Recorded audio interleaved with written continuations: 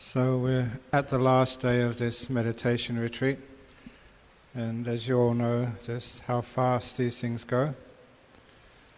And for those of you who feel sad that the retreat is now over or soon to be over, don't worry, just like this retreat went very fast, the time until the next retreat also goes very fast. And that's life, it just goes very fast. But one of the things which I would like to point out for this retreat, for each one of you, is that because this method of letting go is so very powerful, even though you haven't let go fully yet, there does come the time that when, because of these teachings, because of your training, because of what you've done in this retreat, you actually do let go. It's almost as if that this is brainwashing you, conditioning you, putting in these suggestions and methods deep into your mind, so that one day you're meditating and you do know what to do. You do know how to let go. You do, as I say, press the letting go button. And the point with the path of Buddhism is really you only have to let go big time once to see what's possible. You only need that one experience. So many, many days of meditation, many meditation retreats, it's all worthwhile if for that one time you really let go and go into these incredibly deep, peaceful, blissful states of mind called the jhanas, because those experiences will stay there with you forever. And this will be like a gold mine of insight. It is in those deep and powerful experiences where you see the nature of things from a perspective which ordinary people just cannot see. And that gives you what I call the data by which you can get enlightenment experiences. So we're not here as Buddhists just to get peaceful or just to let go of the stress of our work or to become healthy or to get powerful, deep states of mind. We're here for enlightenment, to get liberated. And this is the way it is done. It's the way it's been done since the time of the Buddha. People getting into these deep meditations and seeing things which they've never seen before, and thereby awakening to the truth of things. So never get disappointed that you never got into fourth jhana on this retreat, only third jhana. Never get disappointed, because you've made a lot of progress, you've done the best you possibly can do, and it is only a matter of time before these things happen. The Buddha gave the simile of the water jar. It's one of the famous similes of Buddhism. Imagine a water jar bigger than your height. Because it's so big, you don't know how empty it is or how full it is. So all you can do is put another cup of water into that jar, and then another cup, another cup. You don't know how many cups are needed to fill that jar, but you can always put one more cup in. And you know that if you keep putting one more cup of water in that jar, it's only a matter of time before that water jar is full and overflows. And this is the same as one's meditation practice. All one can do is just to have another sitting meditation, another walking period of meditation. All you can do is keep making peace, being kind, being gentle. That's all you can do. And that means every time you're putting another cup of water into the big water jar. And you know, but you don't know when, that one day that water jar will be full and it will overflow. Which is why it happens. One day you go and sit down and it's like an ordinary meditation. And without expectation, without any warning, you get into a very deep and powerful state of mind. The water jar has overflown. That's basically how it works. So you don't know when. But however, even I say this, that people still, at the end of this retreat, will start judging themselves and start saying, well, in this retreat, how did I do?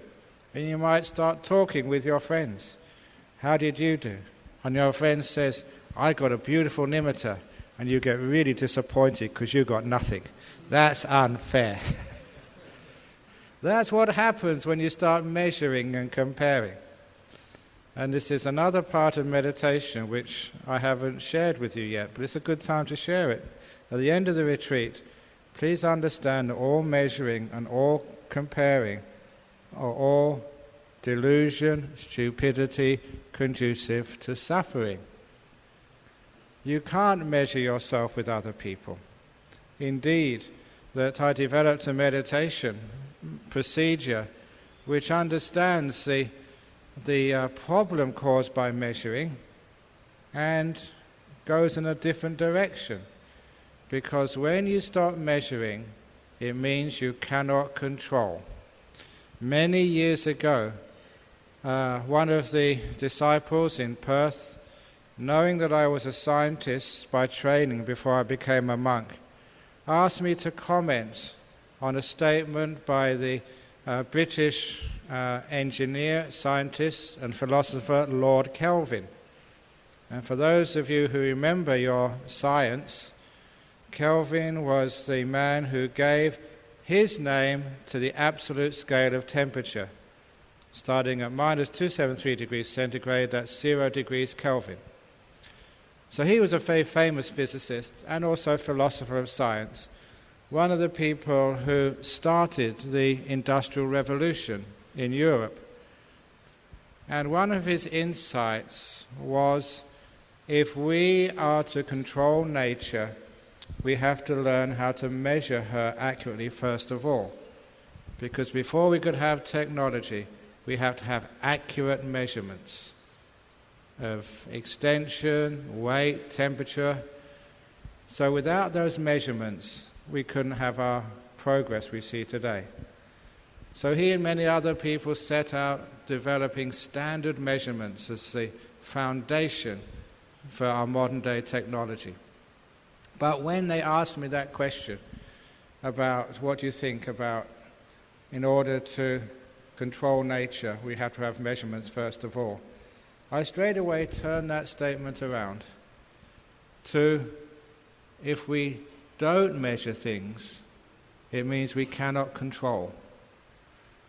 If we don't measure, we have to let go. So realizing that, I developed a meditation of no measuring. And what that really means, that when you sit down and close your eyes and you go into the present moment, you don't measure at all or compare that this moment is better than the last or worse than the last. This is my best meditation, worst meditation, or somewhere in between. One doesn't measure at all. One does not compare. Now, when you don't measure and you don't compare your meditation, you find that you have no possibility of controlling it, of making it better, because you have no concept of better or worse. You don't make it more still, because you let go of even that measuring. How still is my mind? You don't have to worry about, is my mind dull or is it alert? Because you don't measure even that part of your mind. You totally give up all measuring and all comparison and all judging. Now, if you try that, it's great fun. As soon as you try and have a measuring scale of bliss or frustration at the other end of that scale, just you give that away straight away. And because you've got no scale of measurement in your mind, because you don't even try to judge, it means you can do absolutely nothing. It means you cannot control. You've got no means of control. And the result of that is you let go. And you become really, really peaceful. Now, when I first started talking about that, one of the monks said, Ajahn Brahm, that's really amazing. We always thought you were Mahayana, because that's just the same as the third Zen patriarch's teaching. The path is easy for those without preferences. For those of you who know that very famous verse, the path is easy when you have no preferences. when you have no measuring, when you don't judge. Now you try that. You sit there, I'm not going to judge, no preference, being sleepy, being alert, being frustrated, being at peace. When you don't judge, it means you cannot do anything. And it's doing things, as I've kept on telling you from the start of this retreat, that is our problem. That is our Mara.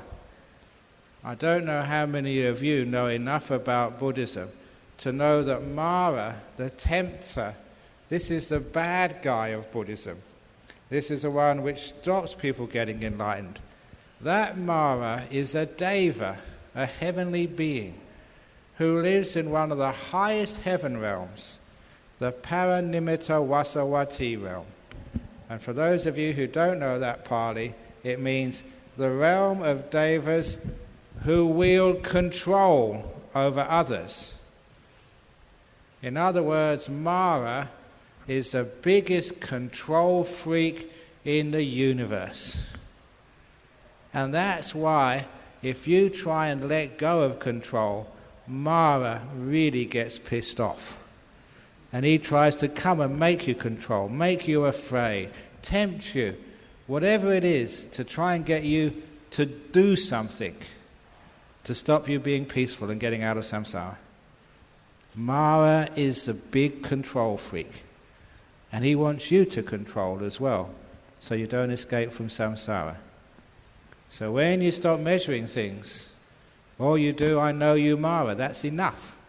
You don't need to control Mara, you don't need to beat him up, you don't need to send him on his way. Just to know is enough. And that's in your meditation, just to know, without controlling or trying to change or measure things.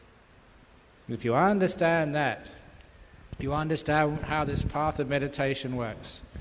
You really let go, and everything happens, peace, tranquility, watching the beautiful breath, delightful breath, jhanas, the whole works, when you stop controlling, when you stop making, when you stop generating more sankharas, karmic formations. So that's a great meditation, especially at the end of the retreat. So at the end of the retreat, if someone says, how did you go? Was this a good retreat or a bad retreat? You can say, dunno. Did you have nice meditation or bad meditation? No measuring. Now straight away that takes away a lot of pride and a lot of disappointment. It takes away much of the defilements which create problems in our world. And not only that, because you don't measure, it gives you contentment. This is good enough. I am good enough. I am at peace. Doesn't matter what I've attained, what I've not attained, I'm not going to measure it.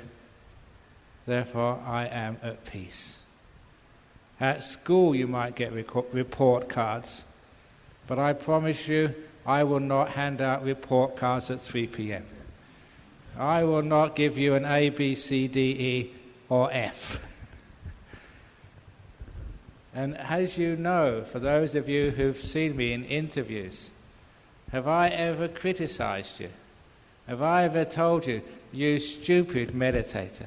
In all my life as a teacher, I've never had anyone as dumb as you.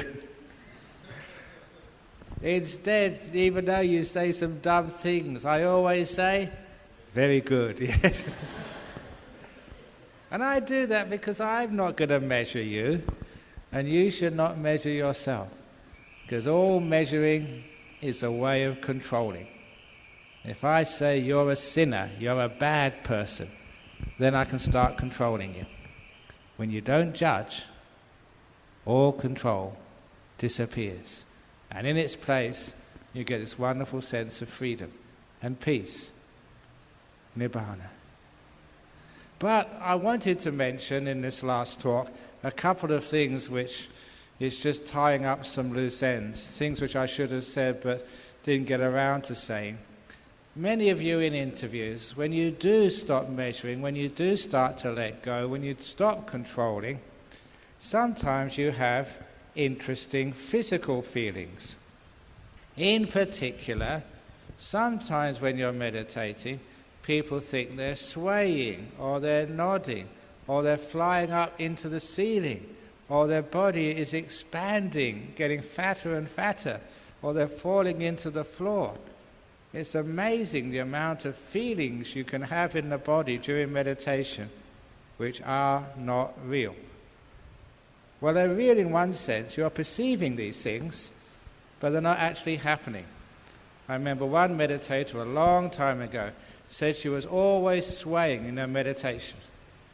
So in one sitting, I decided to keep my eyes open and watch her. And she was perfectly still. And I told her afterwards, she said, no, I was swaying. I said, no, you were still. She said, I was swaying, I was watching. And I said, next time I'll get video camera to prove it to you. So even though it feels like your body is moving, a lot of the times it isn't. That's just the nature of perception. When the mind gets still, all of the restrictions on your perception get taken away, and you can see weird things. This happens in meditation because what we call perception, the way you see things, has been trained. It's been conditioned. Now, if you're a Chinese Malaysian, you see things slightly different than an Australian Angmo, who sees it slightly different than an African from Nigeria. Because of our training, we perceive things slightly differently. You all know that story of the Eskimos, the Inuits, who can notice 7 different types of snow. For us, it's just snow. Because our perception is trained from the time we're very young. In other words, we're taught how to see things in one particular way. Now, when you get to this certain state of meditation, all those restrictions are removed. And so you can see things in strange ways, in weird ways. Now, for me, I love weird experiences. I'm not afraid of them. I just know exactly what they are. They're just perception, having fun. And to give you some examples, one of the first times it's happened, when I was a young monk in Thailand, and I was going past the washing area, a well with some water jars, and I noticed that one of the monks had bathed earlier and hung up his towel to dry. But his towel was black, was jet black. And I've never seen a black towel before in my life. Even if you go to the stores in Penang, you see red towels, pink towels, yellow towels, white towels. But have you ever seen a black towel being sold in the shops?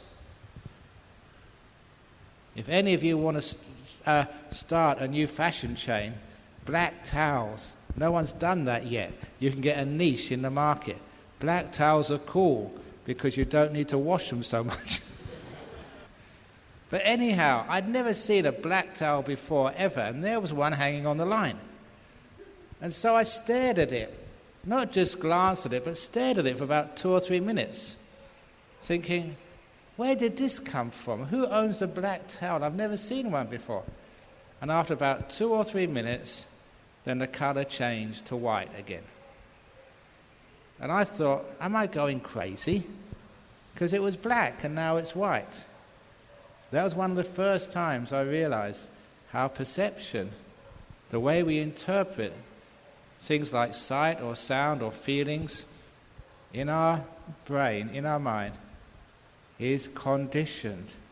And when you get to a certain state of meditation, all that condition is taken away and you start to see things in totally different ways. Sometimes you're looking at a person and then you don't see them as a person anymore. You see them as skeleton, just bones with no skin on top of it.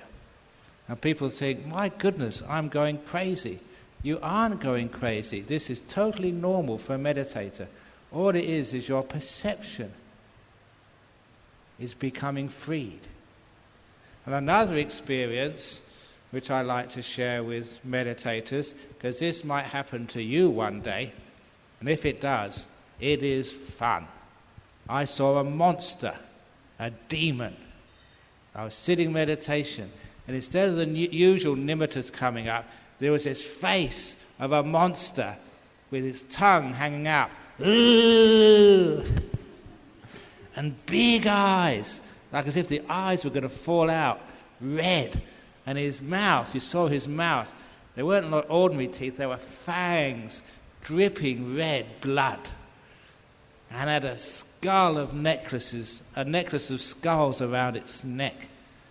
And that was a giveaway. As soon as I saw the necklace of skulls, I thought, that is so ordinary. There's nothing special about this demon. And I remember this is what I'd seen in the temple drawings or in the paintings. I realized it was just my perception playing around. So there was this demon trying to scare me. And when I realized it was just perception creating some fun and games, I said, I'm going to join in, I'm going to play.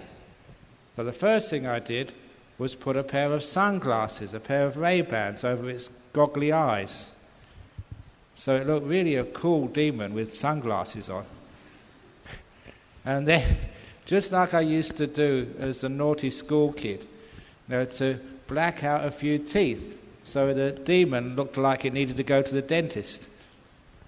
And then I put a cigarette out of its mouth, and I put a straw hat over its head, until this demon looked so ridiculous, so stupid. In my meditation, I laughed, and the demon, humiliated, went away, never came back again, ever.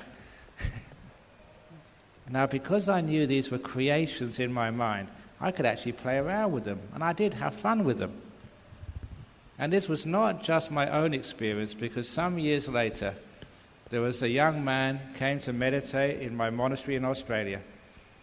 And one day he came to see me after breakfast. He was really concerned, because as he was walking around our monastery, when he saw like a paving stone or a paving brick, he looked down and these demons would come out of the brick at him. And so, he thought he was going crazy. He thought he was going mad. And I told him my story, and I said, play with them. And straight away, he got the message. And 24 hours later, he said, I had the most wonderful day. I was playing with all these demons, making them look absolutely stupid, putting big red noses on their face. And I said, have a really fun day. And so mid-afternoon, they all disappeared. They had enough of me. And he understood just how these things only have the power you give them. They're just creations of the mind. They're not real. And you play with them. Have fun. So don't be so serious when these things come up. They have no power over you whatsoever, because they're creations of your mind. It's just perception. So from that time on, if you have any weird things happening in the mind, enjoy. It's like better than sci-fi. You can do much better special effects in your mind than Steven Spielberg could ever manufacture. So enjoy and have fun if those things happen. It happens at that certain stage of meditation when you're letting go enough, so all of the constraints on this thing you call perception can be taken away. And from that you gain the insights that the way you look at things has been just so conditioned into you. The way that boys look at girls, girls look at boys, you look at monks, you look at old age, you look at many things. We've just been taught how to see it in one way. And when perception gets wider, you can see it in so many different ways. It gives you far more freedom. But another thing happens at this particular stage in meditation when you start to let go. It's not just that you perceive your body is moving this way or that way, that sometimes your body does move in weird ways. A few people have told me that their head has been turning around, or that their head has gone to one side, and should they turn their head back up again, should they straighten their head? Sometimes they slump, should they straighten up? Sometimes they're straight, should they slump?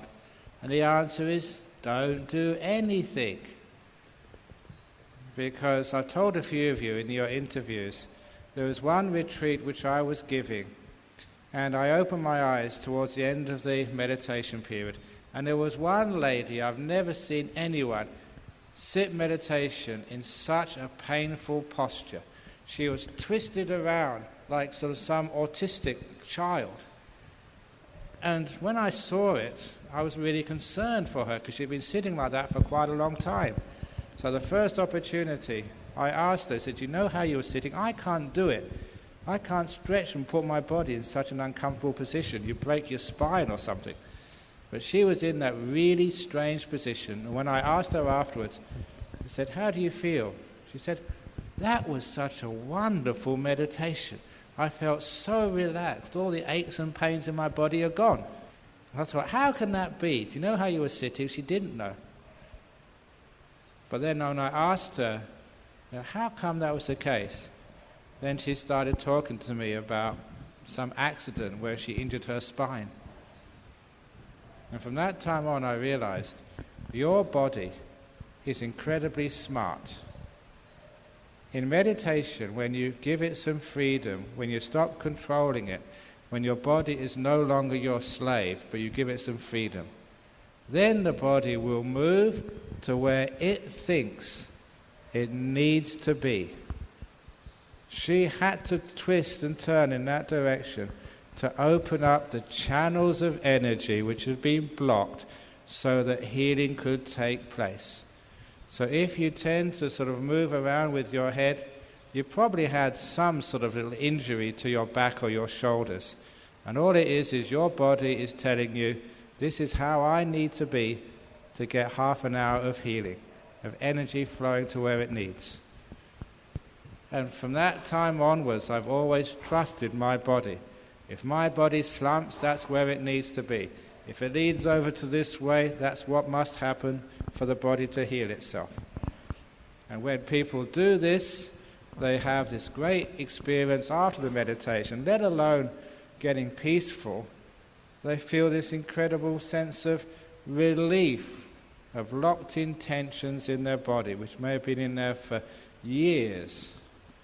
Another example, later on, when I understood what was going on with meditation, a woman came up to me after meditation for her interview. She said it was a really weird meditation because I was meditating, my body wasn't moving, but my neck and shoulders got really hot. It was like a fever there. I just had this hot spot in my neck and shoulders. And then I told her, "When did you have your whiplash?" And she was stunned. "I always thought Ajahn Brahm had psychic powers. And now I found out you have. You've just read my mind. I never told you I had a car accident with whiplash. Sadhu, sadhu, sadhu." I said, "Look, shut up. I've been in this business a long time. I can add 2 and 2 to make 4. What's the most common cause of shoulder and neck injuries? These car accidents when people get whiplash." And I said, "Look, I know that because all that heat was going up into your shoulders and neck, you must have had some injury up there, and now your body is healing it. And the most common injury is whiplash." So I guessed that, and I got it right. It wasn't psychic powers, it was just experience and reason. And I'd said, because that you were relaxing, letting go of control of your body, that was the first time, probably since your accident, your body could really do some healing. You'd relaxed, you'd opened up, so channels of energy could now flow. And they were going to the place it was needed, in your neck and shoulders. I said, "You don't have to tell me, but if I had any money as a monk, which I don't, I could make a bet, and I'd be sure of winning, that you feel so much better afterwards." I said, "Yeah, I feel so relaxed in that area." So if you do have any hot spots in your body, that's what's happening. If it's at that stage in the meditation, around the delightful breath, when you're letting go of the body, you can't feel it too much. That's the time when you get hot spots in the body, and that is always healing energy. So you girls, if you have hot spots in your chest, don't be afraid. Brilliant. Incipient breast cancer has been stopped. If you have any other hot spots in your body, a lot of times the body knows where it needs to put some healing energy. But when you control, you're so tense and tight, you don't allow the body to heal itself. All the doctors say that these diseases are stress-produced. And when you let go of that stress, you get the healing happening. So if that ever happens to you, you get into that stage of meditation when you're really relaxed, just watching the beautiful breath, or even better, nimittas, and you can't feel your body, the body is just doing its own thing, and you feel later on a hot spot somewhere, brilliant, delighted in that, something wonderful is happening. It's always healing energy, focusing in a particular place and doing its job. So when you understand these things, you don't control, you let it happen, because this is all safe, safe, safe, beneficial, beneficial, beneficial. And that way, not only are you healing your body and developing a peaceful mind, you're also getting these ordinary insights about how to have a healthy body. No, monks and nuns are not just happy people, they're usually healthy people as well. And they live a long life. Do you know right now, the oldest person in the world, according to the Guinness Book of Records, you know who that is? It's a monk in Penang. Not in Penang, in Phuket. 115 years of age. I think a few months ago, another elderly person, I think in the United States, passed away. And now this monk in Phuket is now officially, according to the Guinness Book of Records, the oldest person in the world. And does he live in an old people's home? No, he lives in his temple. So you can go and visit him, and he's really, really old, but he's still very clear, reasonably fit, and certainly, he's not like many old people. And why is that? If you know how to meditate and relax, self-healing can happen, and you can be, if you want to be long-lived, fine, but long-lived and happy and clear as well. So these are the benefits of meditation. You have the insight in how to have a healthy, happy body. But of course, the greatest insights is how to be free of the mental suffering. And that mental suffering in Buddhism, according to most people who know what they're talking about these days, is the biggest problem in the world. You may have a sick body, but if your mind is healthy, then you are fine. But if you have a healthy body and a sick mind, you're in big trouble. Over in places like Australia, there's a huge suicide rate. And these are healthy young men and women. They haven't got cancers, they haven't got heart disease. They've got fully healthy, fit bodies, but their boyfriends dumped them. Or they haven't done so well in the examinations. And that mental suffering is much more acute than any physical suffering. Hardly anyone commits suicide because of physical pain. 99% of people commit suicide because of mental pain. So that gives you an indication that when we come to suffering, the suffering inside is much, much, much worse than physical suffering. Mental suffering is what you can't stand. Physical suffering is tough to bear, but you can bear it. Mental suffering is a killer. So it's not just having a healthy body. By learning about how to let go, you can overcome your mental suffering.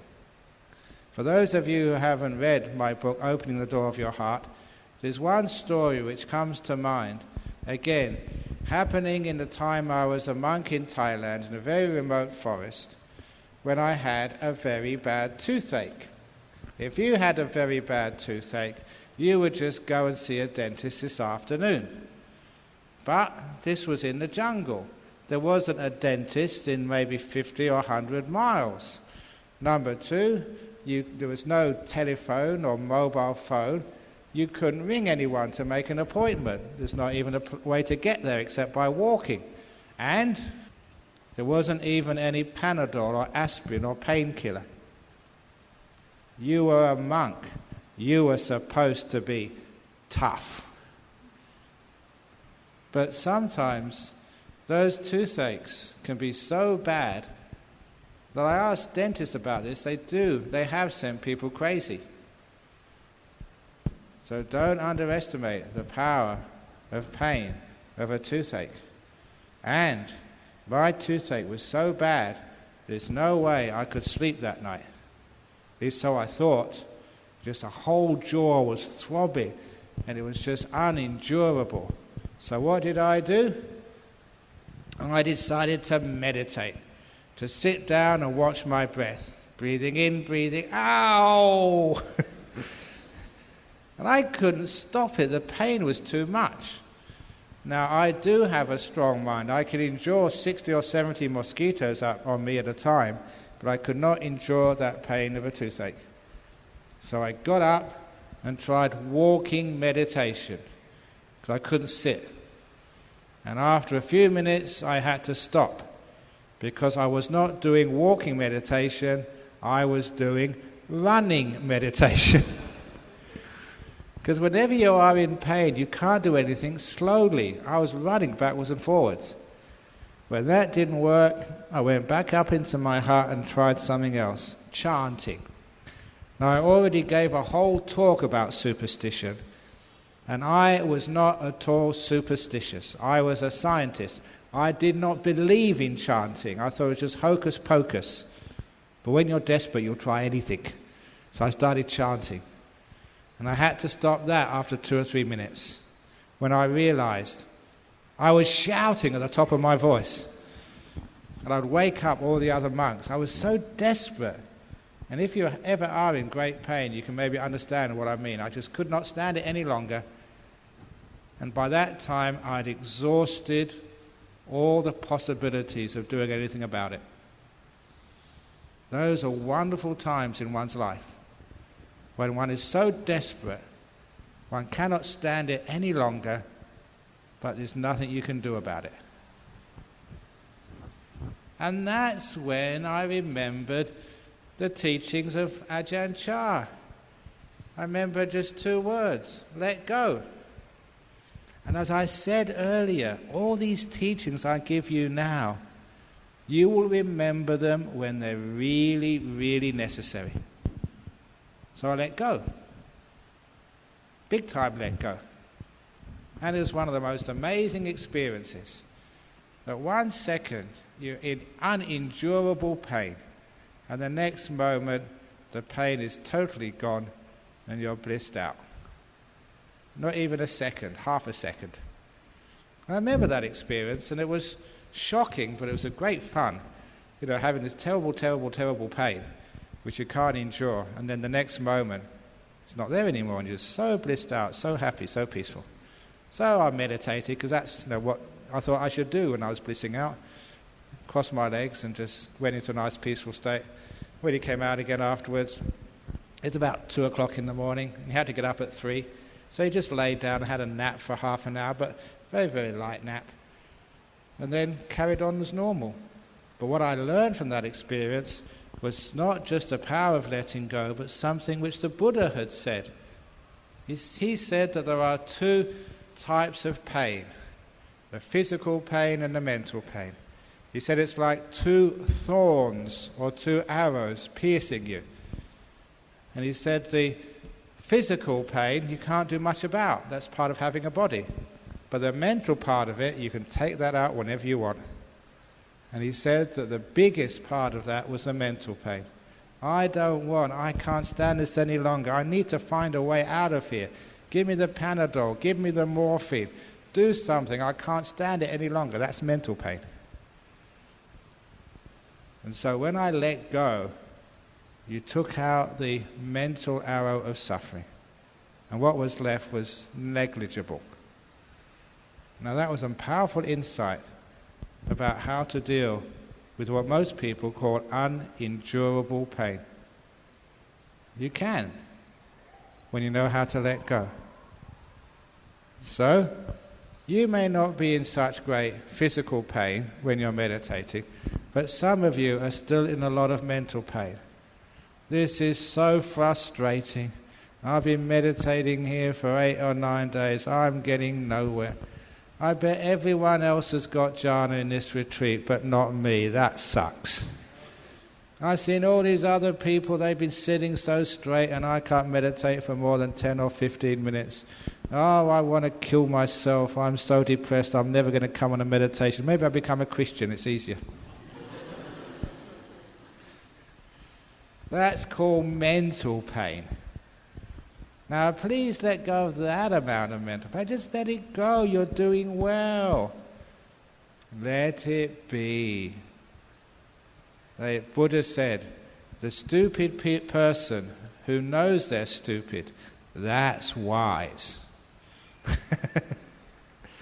So just let it be. And if you let it be, you take away the mental hour of suffering, then you start to bliss out.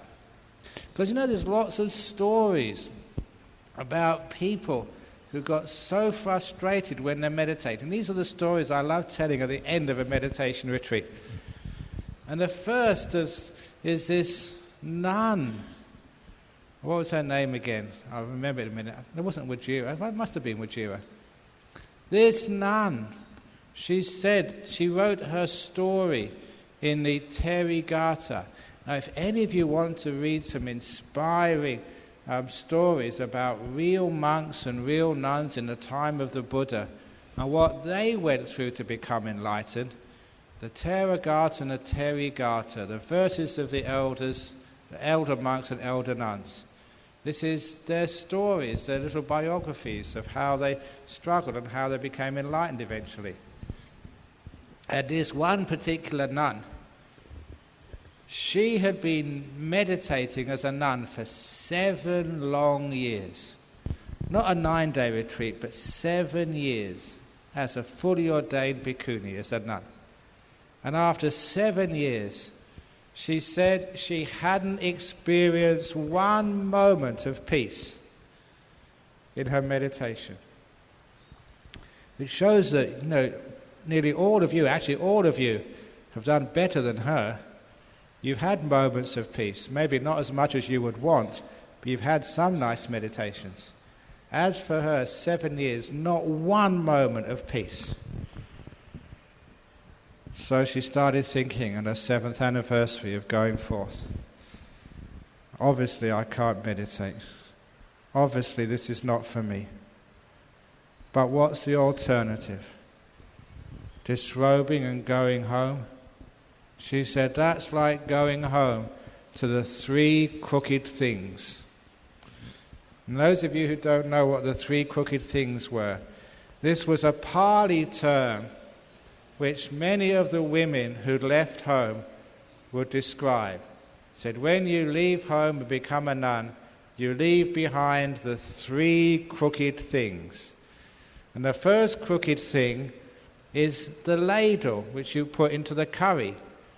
It's a symbol of cooking and all that work which women had to do in the kitchen. So the first crooked thing you left behind was the ladle. In other words, all cooking. So when you become a nun, you don't have to cook anymore. That's a relief. And the second crooked thing, which you leave behind when you become a nun, is the broom to sweep and clean the house. So that was a symbol of housework. So when you leave home as a nun, you leave behind the cooking and the housewife and the housework. And the third crooked thing was your husband. They were the 3 crooked things in Buddhism. And all the nuns, it was almost like a joke. But even the time of the Buddha, they had sensitive humour. So if you leave home and become a nun, remember you're leaving behind the 3 crooked things. Cooking, housework, and husband.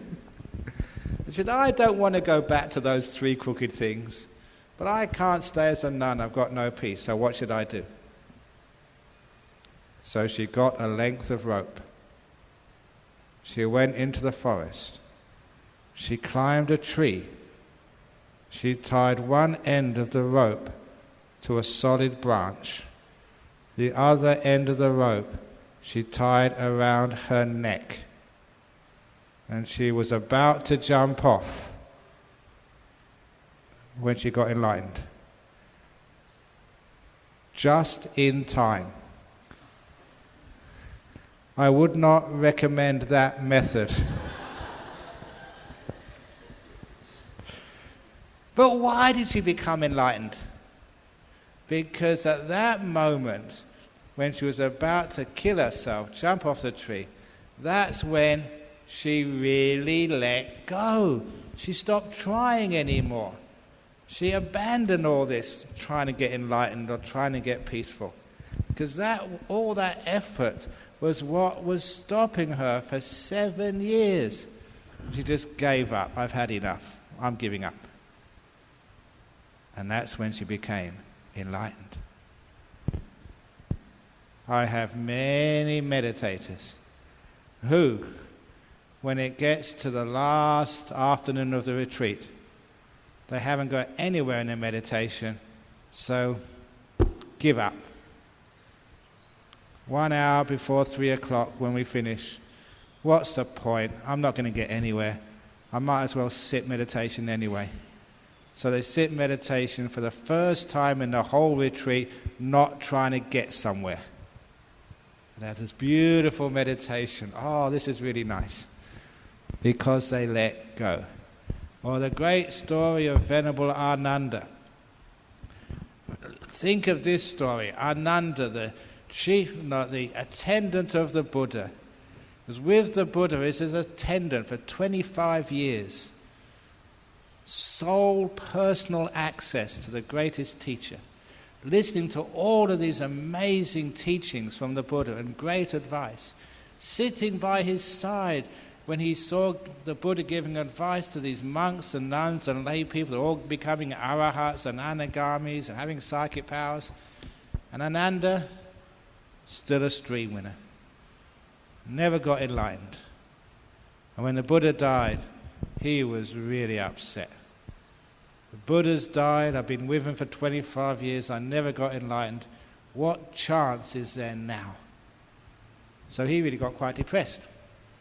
However, a few months later, Mahakassapa, those of you who know the story, decided in order to preserve the Dhamma and the Vinaya, the monastic rules for posterity, let's make sure we all have a meeting together so we can collect all these teachings and make sure that they're all authenticated. So he called a meeting of 500 monks. 499 of them were fully enlightened.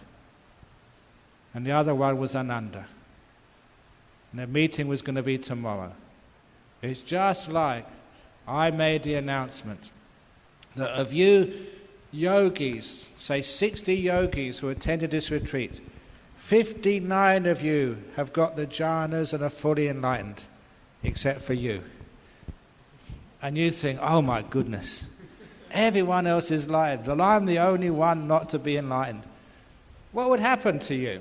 You'd think, wow, this is unfair. I'm going to be the same as everybody else. You'd sit and put forth all of your effort to try and get enlightened. That's what Ananda did. He didn't want to be the odd monk out.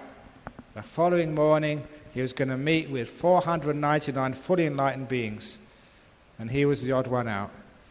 So he stayed up all night meditating.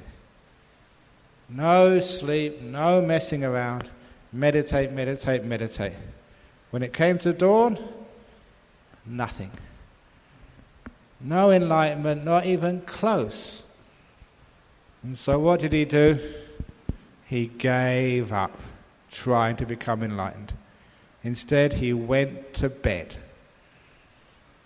And as he lay down, according to the legend, before his head hit the pillow, he became fully enlightened with all of the psychic powers. It's called the Ananda method of enlightenment, going to bed. And it's one of the reasons I've encouraged you to go to bed so many times on this retreat. One of these days before... No, the reason why he became enlightened is the interesting thing. Why did he become enlightened at that point? Because he's been trying, and now he totally gave up. He let go. And that's why he became enlightened. And if you want to know the best story to explain how this happens, I know many of you have heard these stories before, but this is one of the best ones. It's how the donkey catches the carrot. Because that's what meditation is like. That's what life is like. You're chasing the carrot. You're chasing peace. You're chasing nimittas. You're chasing jhanas and insight. But it's always just in front of you, and you just can't get it. Just like the donkey carts. Donkeys are very stubborn, just like your mind. You've been trying to train it all week, and it doesn't respond. Like a donkey, you can whip it, you can beat it with a stick, and the donkey will not move. It's a very stubborn animal. So the only way you can get a donkey to move is you take that stick, but don't hit it. You take that stick and tie it to the donkey's back. So the front of the stick is about 2 feet in front of the donkey's face. You tie a string to the end of a stick and a carrot to the end of the string. So the donkey sees a nice carrot in front of its mouth, only 2 feet away.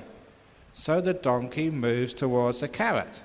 But because the stick is tied to the carrot, the stick moves with the donkey, the string moves, and so the carrot moves. So as the donkey moves forward, so does the carrot. But the donkey may be stubborn, but it's very stupid. So even though the carrot keeps moving, so does the donkey, thinking it can catch that carrot. And that's the way the donkey pulls the cart. Because it always thinks it's going to catch the carrot, but never does. And that's like meditation for you. Sometimes, if it's delightful breath, peace, it's almost there. Just move a little bit forward and you'll get it. Nimittas, sometimes they get flashing, just a bit more and I'll catch it. Insight, enlightenment, you have these wonderful insights, but it's not quite enlightenment. You keep moving and so does the carrot. And for many people, that's the story of your life. Whether it's happiness and fulfillment, wealth in life, it's almost within reach, and when you move to catch it, it goes 2 feet in front of you again. However, the donkey who went to Ajahn Brahm's retreat learned how to catch the carrot.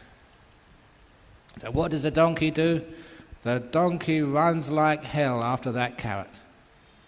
Doesn't matter how fast the donkey runs, the carrot moves at exactly the same speed. Always 2 feet in front. In this simile, you have been trying hard, even though I tried to tell you not to. You've been running after the carrot of enlightenment. And it comes to the end of the retreat, you give up. Hopeless, I'm not going to get enlightened. I'm not going to stop trying. The donkey stops. And when the donkey stops, the carrot moves further away. It moves further and further away until it's about 4 feet in front of the donkey's mouth. But at that point, something strange happens. Now the carrot starts moving towards the donkey. And what does the donkey do? Nothing. Stands absolutely still. And a few minutes later, the carrot is 2 foot in front of the donkey's mouth, as it normally is, but this time it's coming at great speed towards the donkey. And what does the donkey do? Just patience, let's go, be still. And then the carrot comes right close to the donkey's mouth, and the last instructions, it remembers, the door of my mouth is open to you. And the carrot comes into the donkey's mouth. That's how Ananda became enlightened, how that nun became enlightened. They'd been running, and then they stopped, they gave up. Jump off the tree with a rope on my neck. I'm just going to lay down, have a bit of a break and rest. And when you stop chasing the carrot, that's when the carrot, first of all, moves further away, but then it starts coming towards you. And that's how people become enlightened. That's how they get jhanas. chasing jhanas day after day after day, never getting anywhere, and then they stop. And the jhana comes towards you. That's nice. So these are stories talking about the same thing from so many different angles of what this meditation is all about. Soon this retreat is going to finish, and soon you're going to go home again. And in your home, you're going to try and meditate. You'll be very diligent, maybe for the first week, maybe only the first few days. And then you forget all about it and be life back to normal again. But nevertheless, seeds have been planted in your mind. You've learned so much. Even though you may not have understood it yet, you've learned so much. And it's only a matter of time before all those instructions, you try them, you put them into practice. And soon that you'll find how easy meditation is. You sit down there and you know how to fully let go. And that is a skill which is probably will be considered the best thing you ever learned in your whole life. There will come times in life of pain. You can just let go and the mental pain finishes, ends. It's so easy to bear. There'll be times of great disappointment and frustration when you're treated so unfairly. You can just let go. There are times when you really need to rest and relax. You can just let go. There was that story I told at the beginning of the retreat of the German man here in Malaysia who had a heart attack. He really let go when he knew what was happening. And 30 minutes of not breathing had no deleterious effect on his brain or on his health. Perfectly healthy afterwards. Called me up to say, thank you for teaching me how to let go, to save him from brain damage. And how did he do that? He was just like you when you meditate, trying to let go but getting nowhere. When it really matters, you'll find you'll do it, and you'll be so surprised. So all of these teachings have a huge benefit, and you will notice them. And for those of you later on, after you've let the practice disappear and go, the next time there's a retreat, you'll pick up from where you left off.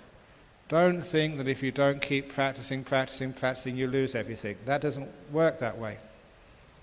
Even if you hardly meditate at all between now and the next retreat, you come on the next retreat and soon you'll be back to where you left off. The mind remembers. Even though it stores it away and the file is dusty, it still remembers. So you never lose anything. You just put it aside for a short while and it's there for you later on. And after a while, when you know this meditation, with skill, with practice, it gets better and better and better. And then you too will be a happy yogi. Whatever happens to you in life, you have this beautiful resource of stillness and peace and letting go inside. And that will keep you safe, happy and at peace. And eventually it will just build and build and build in its time. Give you the jhanas, give you stream winning, give you enlightenment. And you'll understand all the teachings of the Buddha because you'd experienced them for yourselves.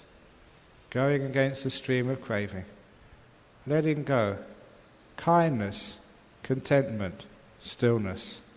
The path to enlightenment. Thank you for listening.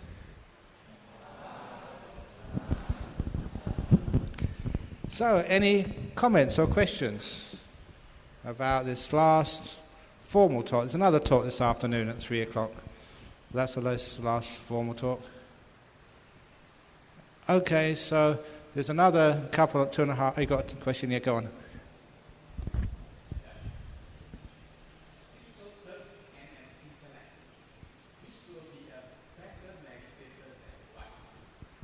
A simple person and an intellect, which will be a better person and why? I'm going to put that another way. Woman, man, who is the best meditator? I've been teaching meditation a long time now, and the girls have an easier time getting into jhanas. You are better at becoming still. However, once you become still and get into jhanas, it takes you a longer time to get insight into what they really mean. Men, takes a longer time getting into the jhanas. Once you get there, you're very sharp and you get insight and you catch up with the girls. The intellects, this is a complete generalization. There are many, many exceptions. But the intellect helps you to gain the insight, but stops you getting the peace and the jhanas.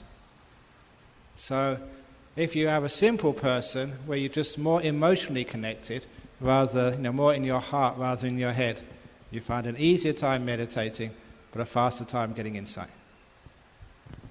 So it all balances out in the end. So you girls, you have more chance getting jhana than the guys.